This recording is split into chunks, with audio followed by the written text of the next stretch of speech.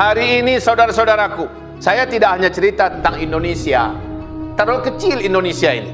Kita cerita untuk seluruh dunia. Setiap negara.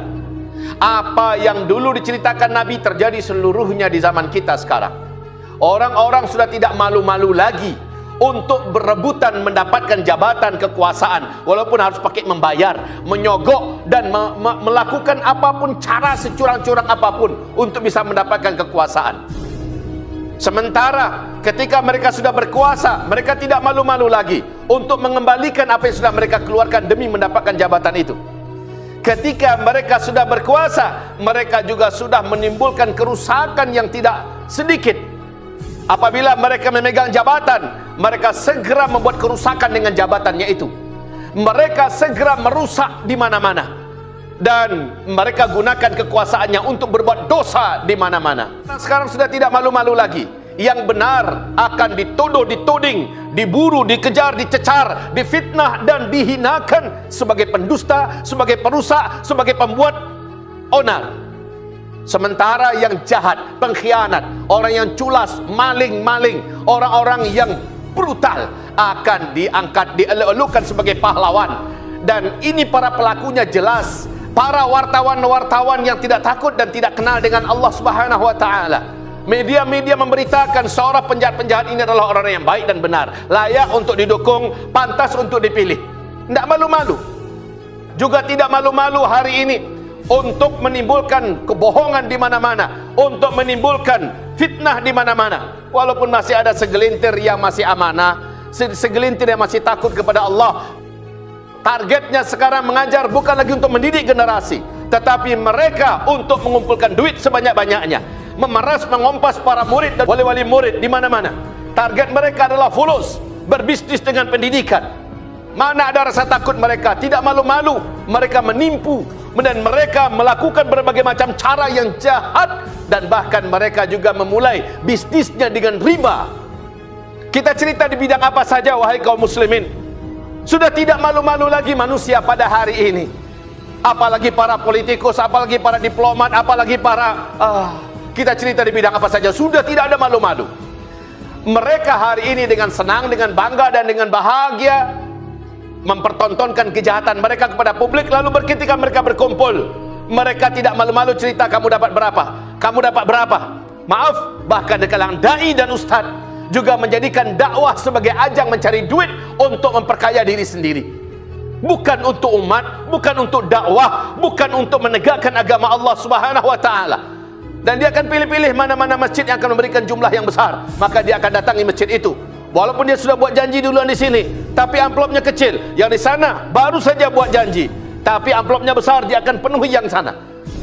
Maaf, ketika itu juga tidak sedikit para dai, para ulama yang menjadi corong kejahatan, yang menjadi mesin pengeluar fatwa bagi pembela kezaliman dan kebatilan. Kita lihat dari segi apa sekarang, wahai kaum muslimin. Sementara para pezina disediakan tempat berzina resmi, para pejudi difasilitasi, bahkan dilokalisasi. Wahai kaum muslimin, kita cerita apa sekarang ini? Lengkap di zaman sekarang. Maka apabila kami sampaikan kepada kita semua, jika sudah lengkap semua kejahatan yang pernah dibuat oleh para kaum nabi-nabi terdahulu yang telah Allah binasakan, sekarang ini lengkap dibuat oleh mereka. Setiap kaum itu datang azab khusus, petir menyambar menghancurkan mereka, bumi Allah balikkan sehingga membinasakan mereka, air bah, air laut Allah datangkan membinasakan mereka. Ada yang angin topan beliung Allah datangkan, gempa dahsyat Allah datangkan, penyakit wabah segala macam Allah datangkan. Itu saat mereka punya ciri khas dosa masing-masing di zaman mereka. Lah sekarang di zaman kita ini, dosa itu dibuat serentak oleh manusia, bahkan difasilitasi oleh kekuasaan yang sedang berkuasa. Jika demikian, saya tinggal mengucapkan kata-kata ini, tidak mendoakan, pasti tidak mendoakan. Saya berlindung pada Allah, mana ada mendoakan. Tetapi saya katakan pasti, insya Allah, Allah akan datangkan segala bencana-bencana yang dulu pernah Allah datangkan kepada generasi-generasi dari nabi-nabi yang kaumnya mendustakan para nabi-nabi itu dan berbuat dosa. Petir, tsunami, gunung meletus, gempa, penyakit, segala macamnya, Allah akan datangkan serentak bertubi-tubi dan susul menyusul. Saya tidak berani menyebutkan bulan berapa, tahun berapa, tapi melihat daripada semuanya sudah klop dan lengkap dibuat di zaman sekarang, maka saya sah dong mengatakan tak lama lagi.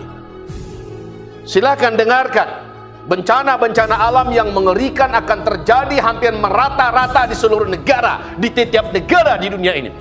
Bencana-bencana besar, bencana kemanusiaan, peperangan, penyakit yang menyebar di mana-mana, dan pembunuhan, kelaparan, serta bencana-bencana musibah-musibah alam. Tak lama lagi. Mungkin ada yang mau memastikan, kira-kira bisa nggak kami dapatkan startingnya itu yang paling mengerikan itu kapan? Saya jawab, Nabi menjawab dalam hadis Sahih Muslim, bila kejahatan Bani Israel di Israel sana dihentikan oleh Allah Subhanahu wa taala dengan didatangkan pasukan-pasukan yang mengalahkan mereka, lalu saat itu khilafah Islamiyah dikumandangkan di Baitul Maqdis.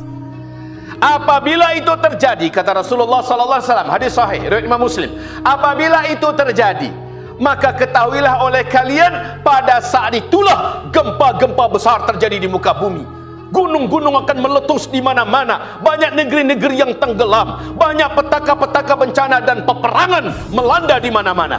Apabila khilafah Islamiyah dikumandangkan di negeri Syam, tepatnya di Baitul Maqdis, dan negeri teraman saat itu adalah Palestina, kata Rasulullah.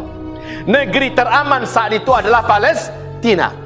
Jadi kalau begitu, apakah kejahatan dan kebrutalan Israel akhir-akhir ini, di mana Hamas memberikan perlawanan sengit, 12 faksi jihad sekarang ini juga bergerak serentak melawan kejahatan dan kelaliman Yahudi ini, dan bergeraknya milisi-milisi militan dari berbagai negara muslim termasuk dari negeri Arab hari ini mencoba masuk ke sana. Apakah ini menunjukkan dekatnya Futuh? Jika benar, lalu diumumkan khilafah Islamiyah di Baitul Maqdis, di Palestina, wahai kaum muslimin, berarti saat itu kata Rasulullah sallallahu alaihi wasallam, dunia akan dipenuhi dengan berbagai macam bencana alam yang mengerikan, peperangan, pertumpahan darah, kelaparan dan penyakit, dan segala macam kekacauan terjadi. Jangankan kelas Indonesia, Madinatul Munawwarah pada masa itu kata Rasulullah akan chaos, akan ribut, akan kacau, darah bersimbah, bertumpah di mana-mana. Di Madinah, bagaimana dengan Mekah? Madinah yang begitu aman dan tentram. Mekah juga demikian. Jika Mekah Madinah sudah demikian, maka bagaimana dengan negara yang lain, termasuk Indonesia? Maka wahai kaum muslimin, sekali lagi saya katakan, saya tidak mendoakan, saya hanya membacakan ayat, saya hanya membacakan hadis Nabi. Ketika semua yang digambarkan Nabi sudah lengkap dibuat oleh orang sekarang, lengkap Pak, kecuali hanya tanda-tanda besar aja yang tidak. Terjadilah duhan, Dajjal keluar, itu aja yang belum lagi. Tapi semua yang kecil-kecil dah lengkap. Arab sudah menjadi jahiliyah, sudah. Arab sudah dituruni oleh salju dan hujan-hujan dan semakin banyak bencana di sana, sudah. Kemudian berbagai macam yang disebutkan Nabi sudah terjadi semua. Maka wahai kaum muslimin, dan ini juga bagaimana perlakuan para penguasa kepada Islam dan kaum muslimin, para ulama di seluruh negara saat ini di dunia sudah mempertontonkan kepada kita semua yang diciptakan Nabi sallallahu alaihi wasallam sudah sah untuk diberlakukan oleh Allah Subhanahu wa taala. Akibatnya, kalau sebab sudah didatangkan semua, sebab sudah dibuat oleh manusia semua. Akibatnya lagi, akibatnya insyaallah soon, very very soon, sangat dekat sekali. Sekali lagi kita tetap berdoa, ya Allah lindungi kami, selamatkan kami. Dan kita tidak berdoa, justru yang kita doakan adalah lindungi kami, selamatkan kami. Tapi setiap sebab dibuat, akibat pasti terjadi. Kalau sudah begitu, nah ini dia ayatnya 158, solusinya dari Allah Subhanahu wa taala. Karena ini pasti akan terjadi, sebab semua sebab sudah dikerjakan, maka solusinya apa? Ayat 158 dari surat Al-An'am. InsyaAllah kita uraikan sedikit lagi dalam khutbah kedua kita. Astaghfiru rabbakum innahu kana ghaffara yursilis samaa alaikum midrara wa yumdidkum bi amwalin wa banin.